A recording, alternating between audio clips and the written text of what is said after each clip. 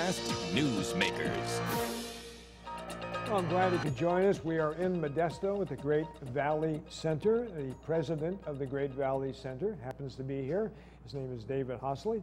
David, nice to see you again. Well, it's great to have you here. Okay, when we were talking just a few minutes ago, we started talking about what the future is going to be, and you have a perspective of it because of all the input you get in this particular building.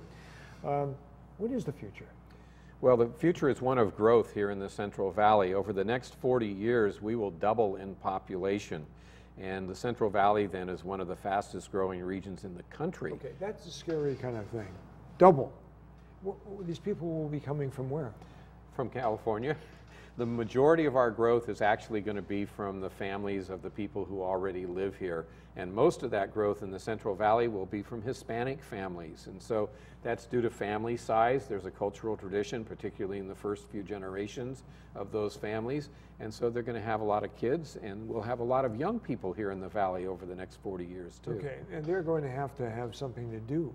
Yeah, we need to have an education. Yes. And a skill and whatever else that comes along so you can make a living. So Jack, you've just mentioned the biggest challenges that we have going forward over the next 4 decades.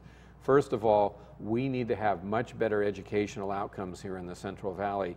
We need every young person to go about 2 years longer than the average student is going now. So complete high school if you would have dropped out. Go to community college and get a certificate that'll lead to a vocation.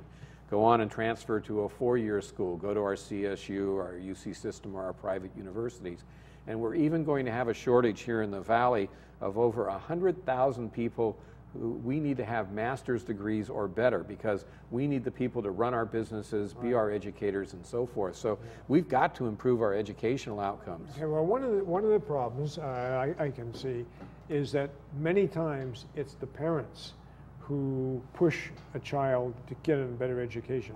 If the parents or grandparents have not gone through that, they're not as likely to insist that their youngsters, boys and girls, get an education. You're absolutely right about that. The biggest indicator of a child's educational success is the mother's level of education.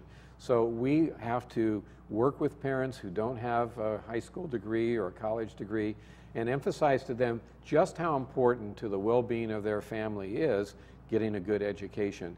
And then the second part of our challenge is we need to be able to create jobs. And so there are some fields like healthcare that are going to boom here in the Valley. Older population. And so that's great.